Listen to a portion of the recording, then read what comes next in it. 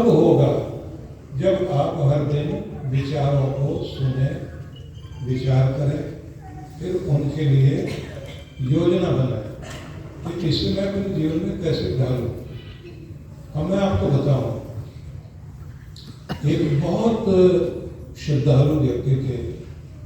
मेरी आयु भी उस समय कोई ज़्यादा नहीं थी, मैं 24-25 वर्ष का रहा हूँ।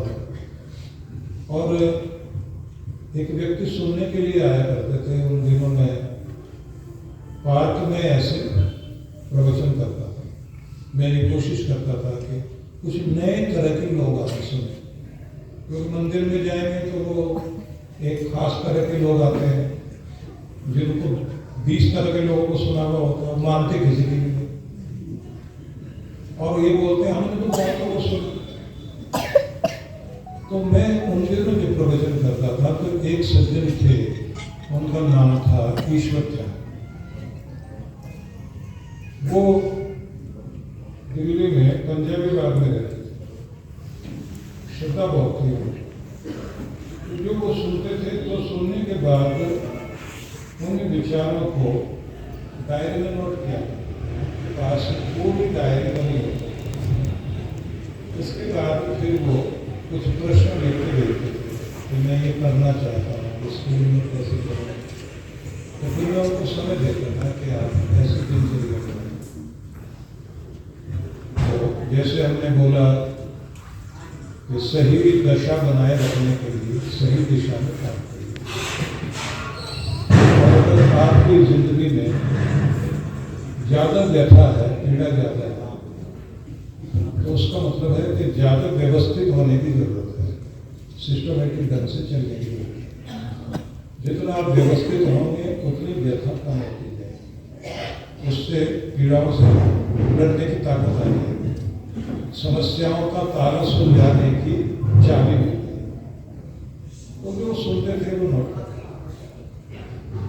उसके बाद उन्होंने कहा कि मेरी दिनचर्या ठीक हो गई है, मेरा खान पान ठीक हो गया, मेरा व्यवहार नकारात्मक हो गया है, मैं हर समय मुस्कुराता रहता हूँ, मैं भगवान का धन्यवाद करता हुआ जीता हूँ, मैं कर्मठ बन के रहता हूँ, मैं कर्मयोगी बन गया हूँ।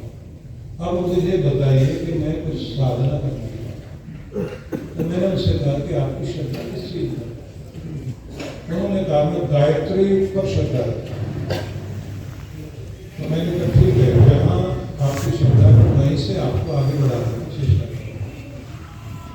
तो उनको मैंने बताया इस तरह से आपने जाप करना है। बोले मुझे आता है, मैं जाप करता। मैंने कहा नहीं,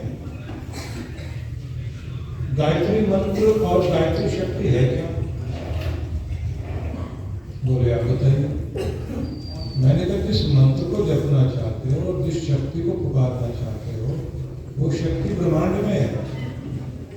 उस ऊर्जा को आमंत्रित करो, आह्वान करो, और उसे अपने सहस्रार चक्र में, आज्ञा चक्र अभी टाइम लगेगा 7-8 कंठ में, हृदय में धारण करो। यही बताए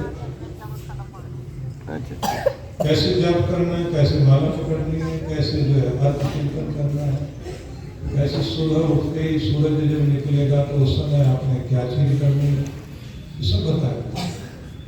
रात्रि में सोने से पहले जो लास्ट सीन होता है मस्तिष्क में, वो क्या होना चाहिए, क्योंकि जो आपके दिमाग में आखिरी का विचार होता है वही आपके मस्तिष्क में जाकर आपके जीवन को बदलने में या जीवन पर प्रभाव डालने में बहुत बड़ी भूमिका निभाते हैं। उन्होंने सब समझ लिया। अब शुरू किया उन्होंने अपना पाठ, पूजा, नियम,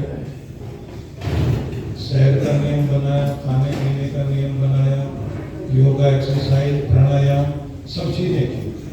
और सवेरे उठ के वो पहले गुरु को प्रणाम करो और जिधर हम होते थे उस दिशा में प्रणाम करो। आज गुरु इधर है, आज यहाँ। उस समय मैं कोई दीक्षा नहीं देता था, क्योंकि मैं भी अपने गुरु से साधना थी पिछले जन्म का जो गुजरा, उसके बाद ही मेरा मिलना उत्तरकाशी। जो कुछ मुझे आता था, जो अध्ययन था था जो दूसरे जन्म से पाया था, वो मैंने उनको बताया। फिर भी वो गुरु मानकर श्रद्धा से प्रणाम करते। अब आप उनकी विशेषता सिद्धि मिलनी शुरू हो, अनुभूतियां आनी शुरू हो। गर्मियों के दिन है, घर में सोए पड़े हैं, रात को 2 बजे एकदम अपने बड़े हॉल में सोए थे सारे बच्चे परिवार 6 बजे। वो एकदम छोटे बच्चों की तो चारपाई खींच कर बाहर ले जा रहे हैं और सबको चीख कर चिल्लाकर कह रहे हैं पंखा गिरने वाला, पंखा गिरने वाला। अब ये उनको